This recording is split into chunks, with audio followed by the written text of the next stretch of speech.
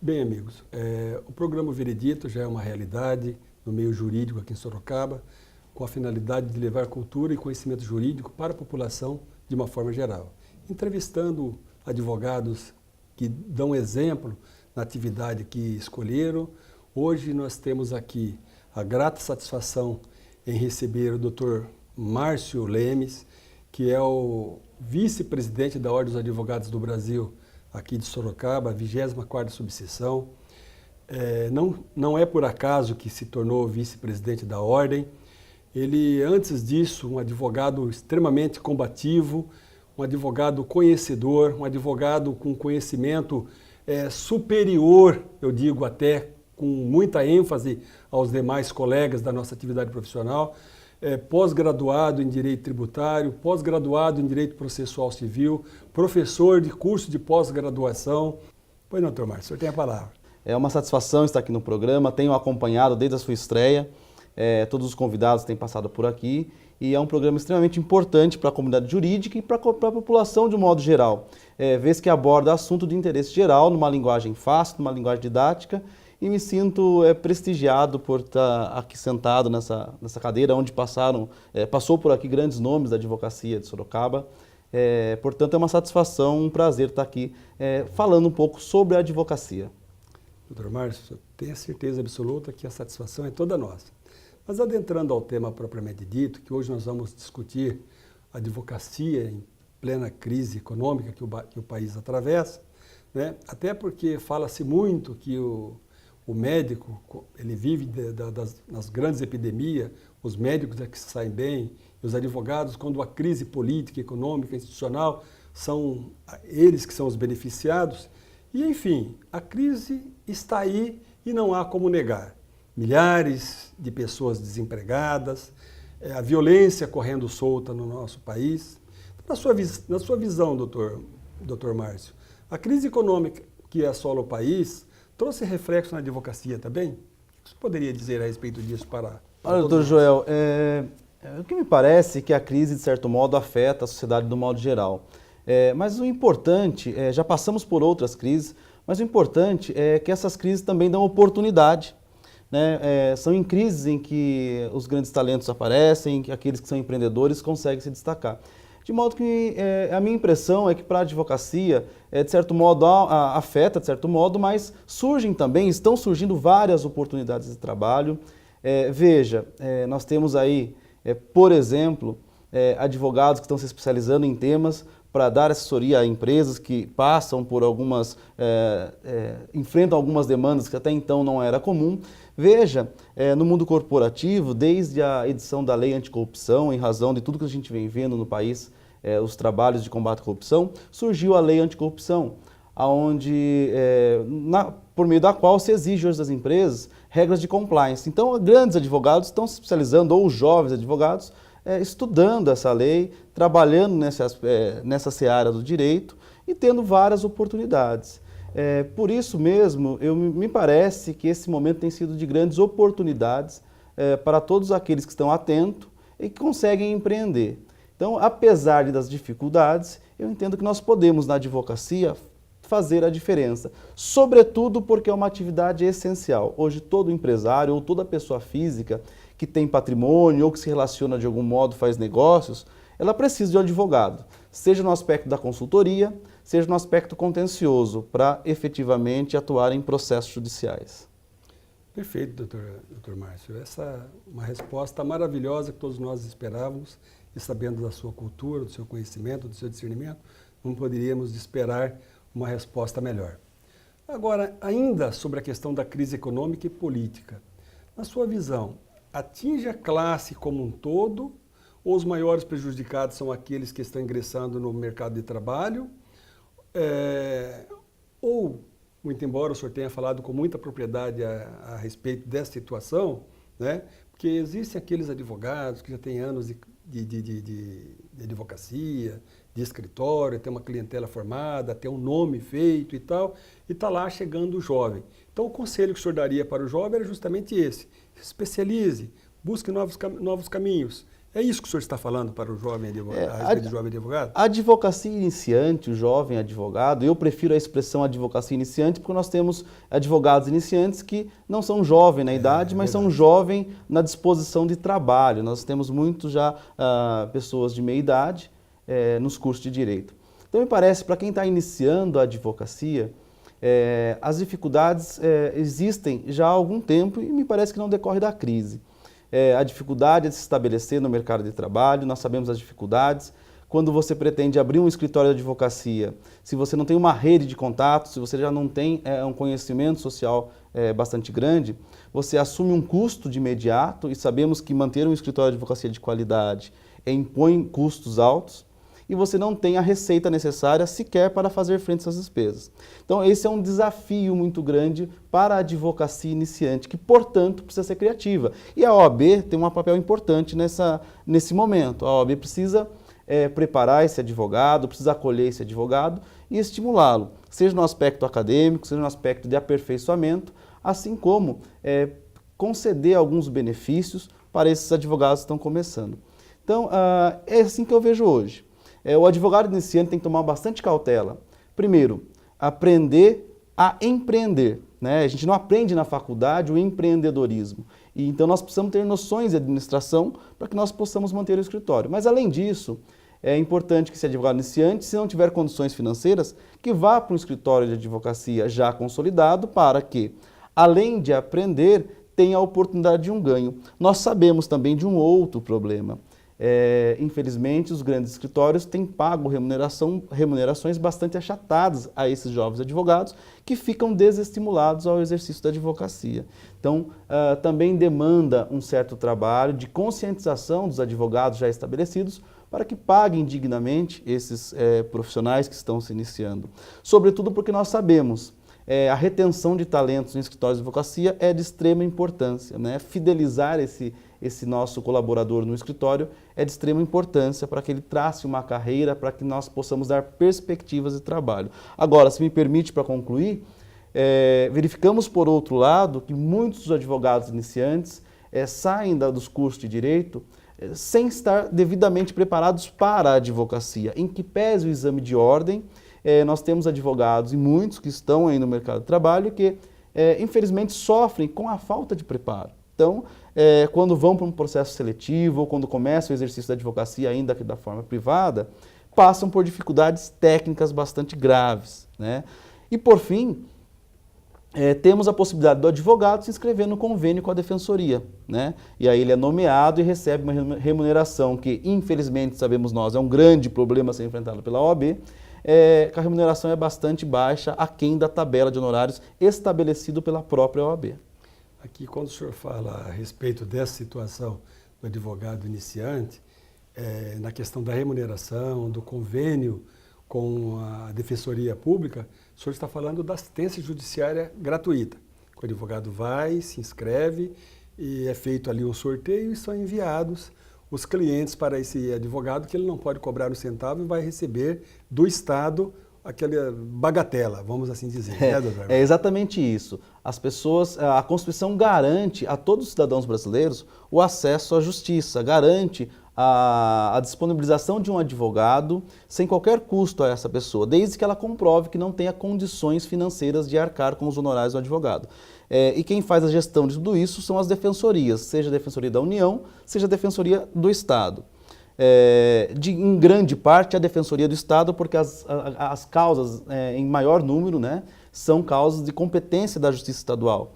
Então as pessoas, os cidadãos vão até a Defensoria e a Defensoria, em alguma medida, acolhe aquelas demandas e elas patrocinam as ações por meio de seus defensores, mas como são inúmeros, o número de defensores é insuficiente para atender essa demanda, os advogados podem se inscrever através de um convênio chamado de assistência judiciária gratuita e aí eles são em ordem cronológica, né, esperando uma ordem, é distribuído as ações, a indicação a esses advogados que devem receber esse cidadão no seu escritório, deve atendê-lo com maior zelo, né, com maior atenção e receberão ao final uma quantia estabelecida numa tabela, já pré-estabelecida, uma quantia que nós já sabemos qual é, ao final de cada processo. Bom, doutor Márcio, nesses tempos de crise, retornando à questão da crise, né, eu gostaria que o senhor dissesse o seguinte: qual segmento da advocacia o senhor entende que sofre menos os reflexos da crise?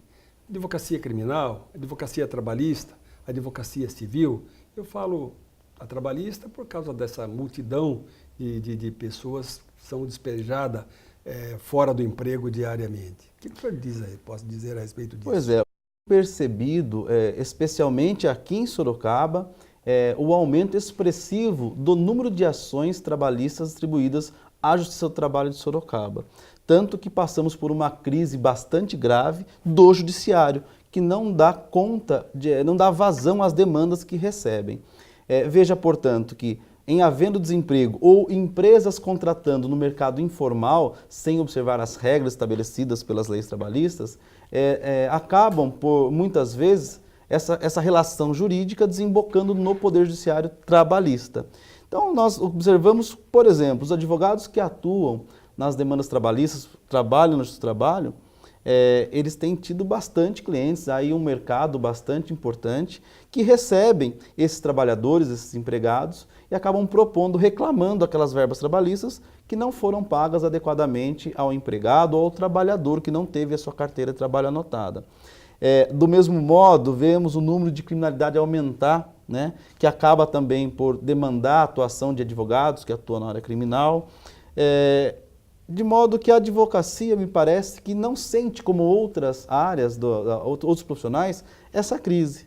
Portanto, seja aquele advogado que trabalha para pessoas físicas, aquele advogado que trabalha em causas, digamos assim, não tão expressivas economicamente, como aqueles advogados de empresas, o trabalho, tem bastante trabalho. Veja, as empresas hoje precisam adotar várias cautelas em razão, inclusive, da atuação, por exemplo, da Receita Federal, que em momentos de crise atua com mais feroz na fiscalização para ter arrecadação. Então, os advogados, os empresários, precisam a todo momento estar acompanhados do seu advogado de confiança para que apresente os caminhos mais seguros para empreender. Desse modo, a advocacia, me parece, está no momento em que o advogado precisa ter essa percepção para que ele possa receber essas demandas e atuar de forma efetiva, e certamente será remunerado e muitas vezes bem remunerado. Bom, não deixa de ser uma realidade, né? Nós temos ali a advocacia trabalhista, na qual inúmeros advogados, acho que 1/3 dos advogados de Sorocaba, que somos quase 6.000, atua nesse segmento, e temos uma grande quantidade de advogados que atuam na esfera criminal. Então, não que necessariamente o cidadão que ele é dispensado de uma empresa, que ele venha se tornar bandido e vai ter uma demanda maior na esfera criminal. Sou obrigado a dizer isso ao público telespectador. Mas, considerando que uma coisa puxa a outra, e às vezes o cidadão, sem ter o pão que comer dentro da sua casa, tem ali seus filhos, tem seus familiares, muitos não têm aquela força suficiente para ir atrás de outros caminhos, a não ser na busca do ilícito. E é isso que nós temos que alertar, que o cidadão de bem tem que procurar sempre trilhar esse caminho, e nesse caminho ele vai conseguir atingir os seus objetivos. Nós vamos continuar falando mais adiante, porque nós vamos para um rápido intervalo. Não saia daí, continue nos assistindo.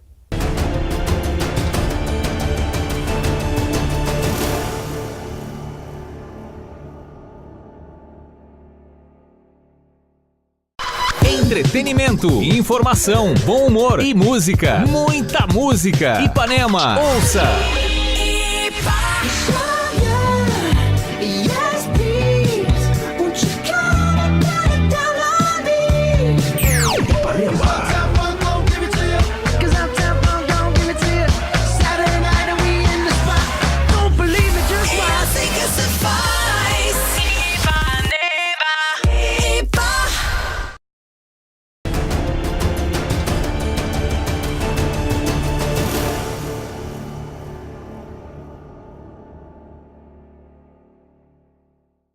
Bom, dando continuidade ao nosso programa O Veredito, é uma satisfação receber o Dr. Márcio aqui conosco, que nós estamos falando sobre a crise no momento atual do Brasil e em relação à crise que se afeta ou não a advocacia. Dr. Márcio, um advogado extremamente otimista, ser humano exemplar, né? Então, aqui, doutor Márcio, dando continuidade à nossa conversa, eu gostaria que o senhor dissesse o seguinte: ao advogado iniciante, nesse momento de crise, que conselho o senhor daria? Pois é, eu me permito e peço licença, doutor Joel, até para falar para aquele estudante do direito, né? Aquele que está na faculdade, aquele que está se graduando, até antes de ser o advogado. Porque a gente tem visto aí no campo acadêmico, temos a abertura de vários cursos de direito, seja aqui em Sorocaba, seja no estado, pelo país todo. O número de faculdades de curso de direito tem batido recordes, né? O Brasil é recordista de curso de direito. Então é importante que os graduandos, os estudantes, se empenhem no estudo, para que se preparem adequadamente para enfrentar o campo profissional. Assim como as faculdades têm se preocupado para dar uma boa formação, né? Até mesmo porque hoje existem métodos de avaliação dos cursos de direito e os métodos de avaliação são bastante sérios e rigorosos. Então, aquele estudante que está lá na faculdade, sabemos nós que é gostoso, são gostosas as festas, né? Matar aula, aquele papo todo, mas é importante que se empenhem no estudo e aproveitem os professores, aproveitem essa oportunidade para que sofram menos. Costumo dizer nas minhas aulas que o difícil não são os 5 anos, o difícil é o 6º ano, né? Quando você vai para o mercado de trabalho, aí sim é bastante complicado. Mas superado isso e aprovado no exame de ordem, me parece que aquele jovem que está bem preparado, você percebe que é vocacionado para o exercício da advocacia, acaba sendo absorvido pelo mercado, né? Aquele que se apresenta para o mercado com uma boa preparação, seja isoladamente, seja num escritório já consolidado, ele acaba sendo contratado e em pouco tempo acaba sendo reconhecido e vai fazendo sua carreira. Então, me parece que, sobretudo para a advocacia, para o advogado, a boa formação, não só de direito, mas como cultural, é muito importante. Disse ontem numa aula que o empresário, quando ele chega num advogado, vai fazer uma consulta, e na verdade ele diz o que ele quer fazer. E não cabe ao advogado dizer, não faça porque está errado. Cabe ao advogado dizer, olha, faça por o caminho X, que é o mais seguro e lhe dá mais segurança jurídica. Então o advogado tem que ter essa visão. Dizer não é muito fácil. O importante é ele saber dar alternativas ao seu cliente, sobretudo no aspecto empresarial, para que consiga desenvolver a sua atividade com a maior segurança jurídica possível. Então, a minha mensagem é essa. Esse advogado iniciante, se tem vocação, se está vocacionado, se pretende a advocacia privada, porque sabemos que há advocacia pública, né, por meio de concurso, se vai para a advocacia privada, esteja bastante preparado, porque lidamos ou com a liberdade das pessoas, ou lidamos com o patrimônio das pessoas, né? Os nossos clientes depositam na gente a esperança, muitas vezes. Temos que tomar cuidado, porque os processos vão além das suas capas, né? Então é importante que tenhamos essa responsabilidade no exercício da advocacia. Verdade, doutor Marcos. E muito importante também que nós lidamos também com a honra das pessoas, né? Que estão ali e tal. Enfim, a mensagem perfeita dentro da minha visão, e eu tenho certeza que na visão do público telespectador, porque o nosso programa, doutor Márcio, ele é assistido pelo estudante de direito, pelos advogados, na sua grande maioria, e pela população que é sedenta de saber. Então, essas informações que nós prestamos aqui, através do programa Veredito, tem essa finalidade, fazer com que o público possa entender os nossos dramas, as nossas alegrias, as nossas tristezas. E o senhor, como um dirigente de classe, vem colocando de uma forma muito fácil, didática, aliás, é do seu perfil, né, que é um professor, as questões que nós estamos debatendo aqui. Aliás, se me permite um parênteses, doutor Joel, já de cortando, isso é importante, a meu ver, do programa, essa função social, porque sabemos hoje que a advocacia, muitas vezes, ela não é conhecida e, muitas vezes, ela é injustiçada pela população. Porque sabemos como um processo começa, mas não quando termina, a demora do processo e todas as agruras que sabemos que enfrentamos, né? Então é importante que a população saiba e respeite e valorize o seu advogado. Porque é uma realidade também, né? O advogado, quando ele ingressa em juízo, né? Até Henri Robert, naquele livro O Advogado, ele fala muito a respeito disso, que o advogado ele é um herói, né? Quando ele ganha, ele é vencedor daquela demanda e tal. Mas quando ele perde, ele praticamente ele não tem valor algum, mas para muitos, né? Até porque isso faz parte da vida, é uma situação que nós enfrentamos, né? O advogado, ninguém vive de derrotas, mas os advogados que sobressaem geralmente é porque tem muitas vitórias, como é o seu caso, por exemplo. Agora, uma coisa também, uma situação que não quer calar, doutor Márcio, que a população quer saber, e a gente percebe isso nas pessoas, o cidadão ele faz um curso de medicina, termina, não passa por exame nenhum e já começa a clinicar. Ele faz um curso de psicologia, idem. Vai fazer um curso de farmácia, vai fazer um curso de engenharia, não passa por exame nenhum. Apenas o advogado, ele termina a faculdade, o advogado não, o bacharel em Direito. Ele cursa Direito durante 5 anos e depois ele submete a um exame da ordem. E nós temos visto pelas estatísticas que geralmente é 10%, 12% apenas de umas centenas e centenas de pessoas em nosso estado, em nossa cidade, que tentam ingressar nos quadros da OAB, porque sem a carteira da OAB não pode advogar e não consegue passar no exame de ordem. O que o senhor poderia dizer para o público a respeito disso? O exame de ordem, como o senhor bem disse, que aliás é importante frisar, já tido por constitucional pelo Supremo Tribunal Federal, quando foi atacado por muitos movimentos ou alguns parlamentares, inclusive, que eram contra a OAB, foi referendado pelo Supremo Tribunal Federal, ele apenas acaba por aferir o conhecimento desse profissional, do bacharel de Direito. Nós podemos discutir, eu acho que isso é importante, o formato do exame, se ele é bom ou se ele não é, mas que tem que ter o exame, nós não temos dúvida disso. E a OAB exerce um papel importante, porque a advocacia, lembremos nós, é uma atividade de extrema relevância para a manutenção do Estado de Direito. Desse modo, nos assusta quando temos um percentual de aprovação de 10%, 12%, como o senhor bem ponderou. E isso reflete exatamente, são indicadores que demonstram, sobretudo aos empresários da educação e para o Estado, que devem aprimorar os seus cursos. Então, a OAB tem se preocupado com isso e tem sido rígida nos exames justamente para poder aferir se esse profissional tem qualidade ou não. O que nos assusta, e até mesmo como representante da OAB, é que muitos bacharéis em Direito hoje estão exercendo ilegalmente a profissão, inclusive na nossa cidade. A gente tem visto aí a disseminação de associações sobre, entre aspas, o nome de associação, que ficam captando clientes e o cidadão chega nesse escritório, chega nessa associação, imagina que está sendo atendida por um advogado e não está. É um bacharel ou alguém de outra área que atua ilegalmente no exercício da atividade. De modo que é importante que o cidadão, ao contratar um advogado, se certifique por meio da internet, hoje no site da própria OAB de São Paulo ou no site do CNA, no Cadastro Nacional dos Advogados, lance o nome desse profissional lá para identificar se ele está devidamente, se a inscrição dele está regularizada, porque a OAB tem exercido uma fiscalização bastante forte no exercício regular de profissão, assim como na punição daqueles profissionais que não observam o Código de Ética Profissional. É uma realidade que o senhor colocou a respeito dessas empresas, doutor, que oferecem serviço.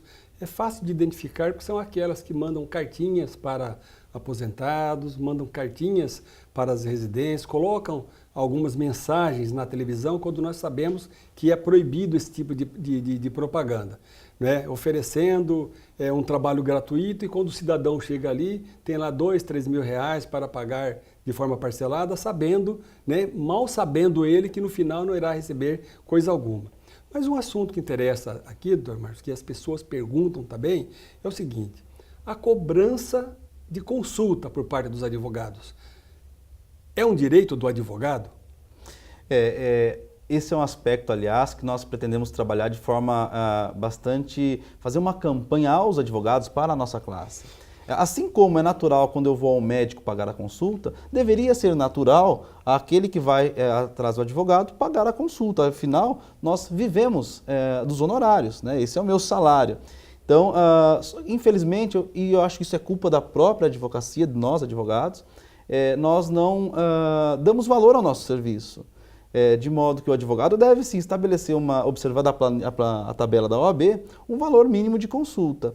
Porque muitas vezes a solução ao seu cliente não está em exatamente propor uma ação judicial, que aliás, hoje propor a ação judicial vai na contramão da história vai na contramão do mundo, né? Nós vemos hoje os advogados que atuam, os norte-americanos ou na Europa, a advocacia, ela se consolida sobretudo na área consultiva, é na conversa, na orientação do cliente e não na propositura da ação judicial. De modo que o advogado deve cobrar para conversar com o seu cliente, para indicar. Ele vende o seu conhecimento. Perfeito, doutor Márcio. Eu acho que nós estamos praticamente abordando todas as questões aqui. Se nós fôssemos continuar aqui falando, nós iríamos passar a noite toda, porque ninguém chega até um dentista e fala, um cirurgião dentista, eu estou com uma dorzinha de dente aqui e tal, e o cara faz um servicinho e não cobra nada, tem lá o seu valor. Ele chega até no médico com uma dorzinha de cabeça, um coração pulsando um pouco mais aceleradamente, ele vai pagar. E é justo que quando ele chega até um advogado, ele pague pela consulta que ele vai passar, porque ele vai ser orientado, afinal de contas. Mas, como o nosso tempo, doutor Márcio, ele é limitado, e aqui nós ficaríamos, eu acho que a noite inteira, debatendo essa questão, e não chegaríamos ao final ainda, e já chegando ao final, eu vou conceder ao senhor 1 minuto para as suas considerações finais. Doutor Joel, eu agradeço muito o convite, é uma enorme alegria estar aqui conversando, sentando nessa cadeira, conversando com os telespectadores, com a população do modo geral, sobre a advocacia, sobre a OAB.